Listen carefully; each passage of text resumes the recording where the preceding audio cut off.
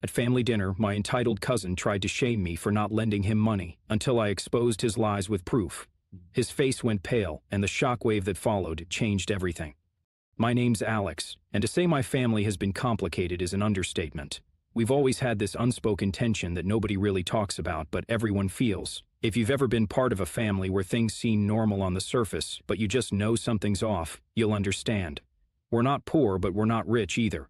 My parents did all right for themselves, and I guess I followed in their footsteps. I got a decent job, living paycheck to paycheck, but managing to save a little here and there. But my cousin Danny, he's a different story. We grew up together, but we've never really gotten along. He's always had this sense of entitlement, like the world owes him something. As kids, it wasn't as obvious, but as we got older, it started to show more and more. His behavior toward me especially has always been, well, let's just say less than friendly.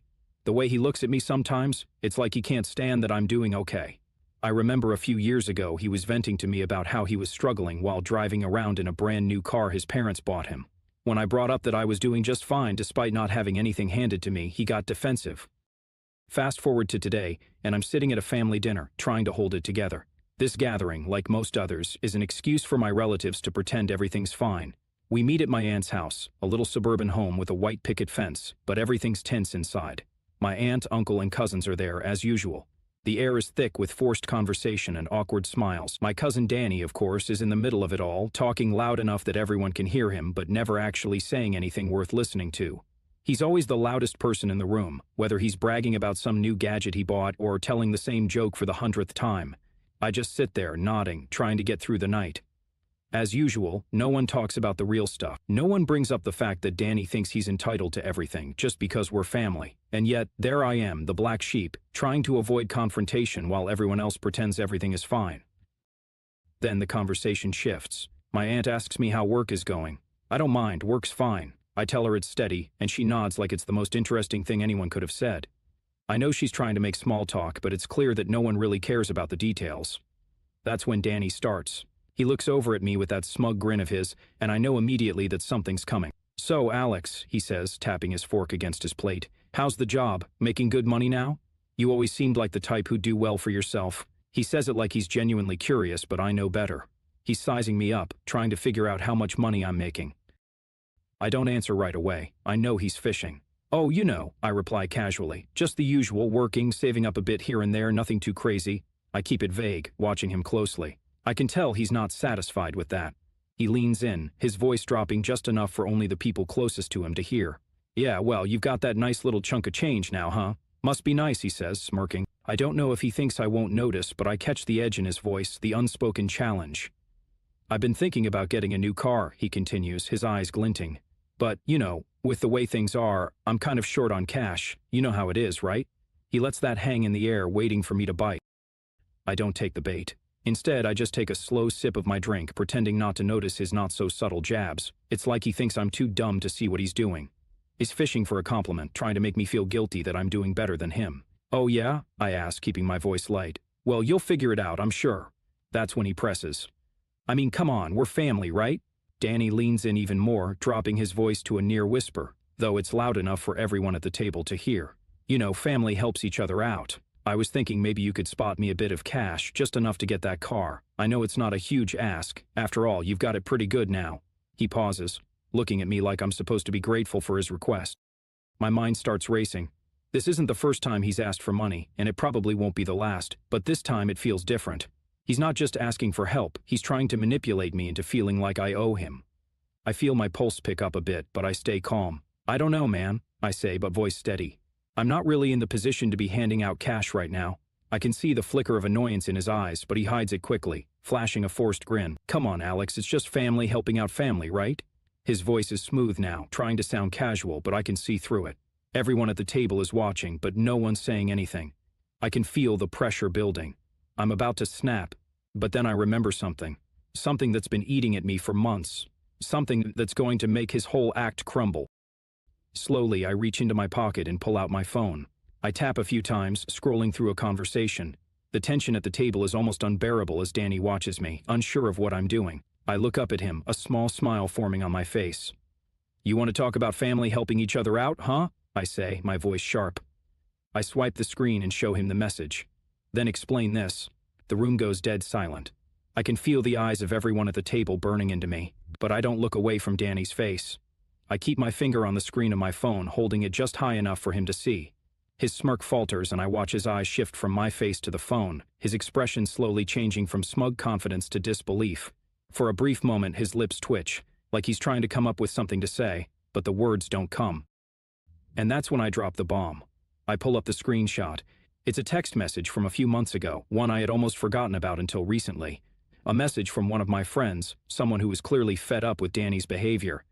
The message reads, "Danny's been talking trash about you again, told everyone you're just a broke loser who's lucky to have a job." Beneath that, there's another message, a bit more cutting.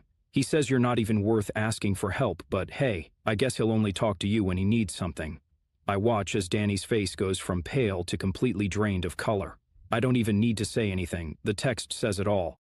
My cousin stammers, trying to keep his cool, but it's clear that he's not sure what to do. He clears his throat, his voice shaky. "Hey, Alex, that's not..." He cuts himself off when he realizes there's nothing he can say that will make this go away. The room remains silent, except for the quiet hum of the air conditioning and the faint clink of silverware on plates. Everyone is looking between us, and I can see the uncertainty in their eyes. No one has said a word yet. My aunt, who's usually the peacemaker in the family, glances at Danny, then at me, her face tight with confusion. It's obvious she has no idea what's going on, and I can see her trying to piece together the situation in her head. Danny, still trying to save face, forces out a weak laugh. "Look, it's not what it looks like, okay?" But he doesn't finish. His voice falters as he looks at the phone screen again, like he's finally starting to process how badly he's been caught. He shifts uncomfortably in his seat, his eyes flicking around the table.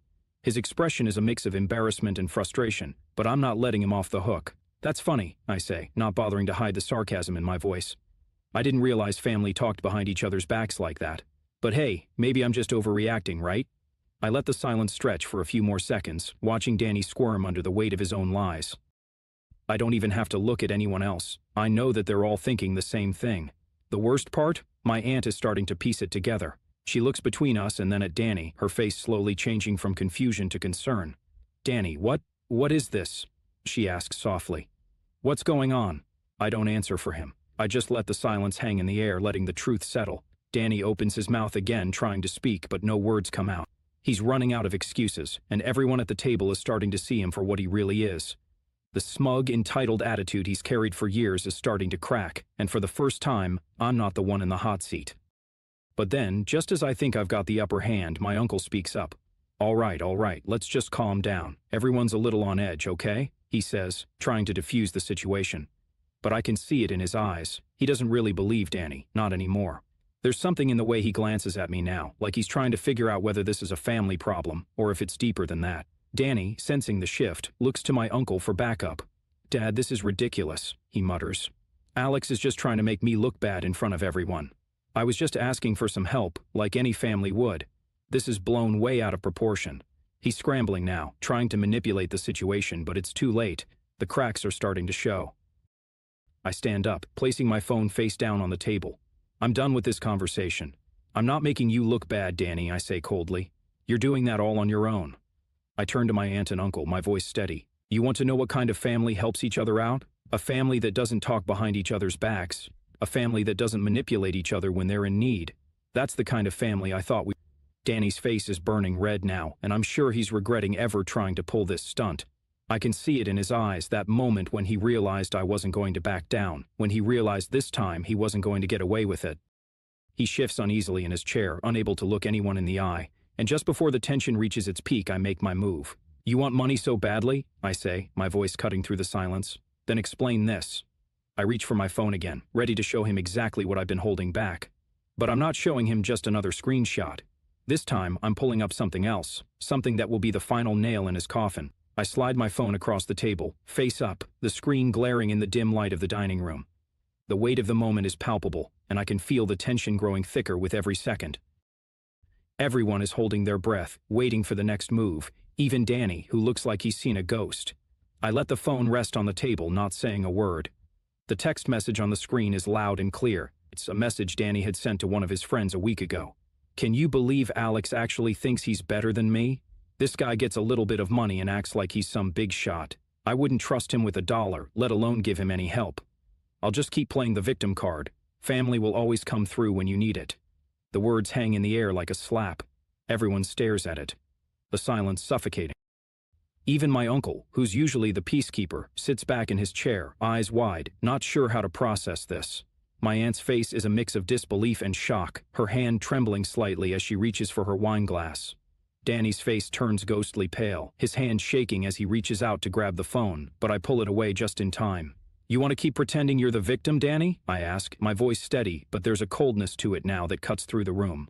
"You want to keep playing the family card, or should we talk about how you've been trash-talking me behind my back, calling me a loser to your friends while trying to suck up to everyone else when you need something?" The blood drains from his face, his lips part, but no words come out. His entire posture is deflated, his usual arrogance gone, replaced by something I haven't seen in years: vulnerability. And I can tell by the way his eyes dart around the table that he knows he's lost this round. The room is dead silent now, save for the soft clinking of my aunt's glass as she sets it back down with a shaky hand. My uncle looks at Danny, then back at me, then back at Danny. There's no sign of the usual calm authority he has, just a weary look, like he's finally realized that his son has been the one causing the mess all along. Danny clears his throat, trying to recover some semblance of pride. This is all a misunderstanding," he says. His voice quieter than before, but even I can hear the desperation in it now, the cracks in his defense. "No, Danny," I reply firmly, locking eyes with him. "This isn't a misunderstanding. This is you trying to manipulate everyone around you. You've been playing the poor me act for so long, making everyone think you've got it hard, that you deserve help. But you've been using everyone, including me." Danny's mouth opens and closes, but the words don't come. His mind is spinning, searching for some way out of this mess, but there's nothing. His shoulders sag as the weight of his own actions finally hits him. The arrogance, the manipulation, the lying, it all catches up to him in this one moment. But I'm not done yet. I turn to my aunt and uncle, my tone softening just enough to show them that this is more than just about Danny's petty action. "I didn't want to have to do this in front of everyone," I say, my voice calm but firm, "but you deserve to know what's been going on behind the scenes. Danny's been trying to manipulate everyone in this family for his own gain, and now he thinks he can pressure me into giving him money just because he's family." Danny's eyes widen, and I can see him panic. "I didn't mean it like that. I wasn't trying to manipulate anyone," he stammers. I stop him. "No, Danny," I interrupt, my voice louder now, no longer allowing him to weasel his way out. "This is exactly what you do. You gaslight everyone around you into believing you're the one who's been wronged, and when that doesn't work, you use the family card to make us feel guilty." I let that sink in for a moment, letting the full weight of my words land. The silence stretches on, thick and heavy, until finally my uncle speaks up, his voice thick with disappointment. This isn't the first time you've acted like this, is it?" he asks, his eyes narrowing at Danny. Danny's jaw clenches and he opens his mouth to protest, but my uncle holds up a hand, silencing him. "You've been doing this for a while now, haven't you? Using people, playing the victim, and taking advantage of their generosity whenever it suits you?" Danny doesn't respond. He can't. My uncle's words hang in the air, the final nail in the coffin of Danny's carefully constructed facade. I stand there for a moment, letting the gravity of the situation settle. It's finally over. Danny's no longer the golden child who can do no wrong. I can see the cracks in his armor, and they're only getting bigger. But before he can respond, my aunt looks at me, her eyes softening. "Alex, I didn't know any of this. I'm so sorry. We should have noticed sooner." Her voice trembles, and it's clear she's struggling to reconcile the son she's known with the person standing in front of us. Danny shoots her a desperate look, but she doesn't meet his gaze. She's seen enough. I can feel the eyes of everyone on me now, and for a moment I wonder if I've gone too far. But then I realize, no, this needed to happen. It was long overdue. Danny's not going to get away with this, not anymore. And if that means making him face the consequences of his actions in front of everyone, then so be it. The silence lingers, but now it's not uncomfortable, it's expectant. The tension in the room is palpable, and I know this moment is one Danny will never forget. But there's one more thing I need to say, one last thing that'll make sure he understands the full weight of his actions. "Just remember, Danny," I say, my voice low, "family doesn't help each other by taking advantage of one another. It's about respect, honesty, and not pretending to be someone you're not when you need something." I wait for him to respond, but there's nothing left to say. The ball is in his court now, and I've made sure everyone here knows exactly who he is. But then my aunt speaks up again, her voice softer now, more apologetic. "We're going to need to talk about this later, Danny. All of us." The words are final, and I know that whatever happens next, nothing will be the same. But for now, I let the weight of the silence linger. Danny finally pushes his chair back, standing up abruptly. His face is flushed, eyes wide with a mix of frustration and humiliation. He glares at me one last time, but the fire he once had is gone. It's replaced by something more painful, realization. He knows he's lost, and there's nothing he can do to fix it now. Without saying another word, he storms out of the room, slamming the door behind him. The house seems to exhale a collective breath, as if the tension in the air has been lifted. My aunt and uncle sit there, stunned into silence, processing everything that just unfolded. "Alex," my uncle begins, his voice still thick with disbelief. I had no idea. I should have been paying more attention. You didn't deserve any of this." I nod, my chest tightening just a little. "I don't expect anyone to know everything, Uncle Mark, but it wasn't just about the money. It was the way he's been treating me, manipulating everyone around him, thinking he could get away with it just because we're family. It had to stop." My aunt sighs, her hands trembling as she wipes her eyes. "I'm so sorry, Alex. I didn't see it before. I'll make sure we talk about this. Really talk about it when Danny calms down. This family can't keep going on like this." I nod again, my gaze lingering on the door where Danny had exited. In that moment, I realize this won't be the last time this conversation comes up, but for the first time in a long while, I feel a sense of relief. It was a brutal confrontation, but it was necessary. The dinner was over after that.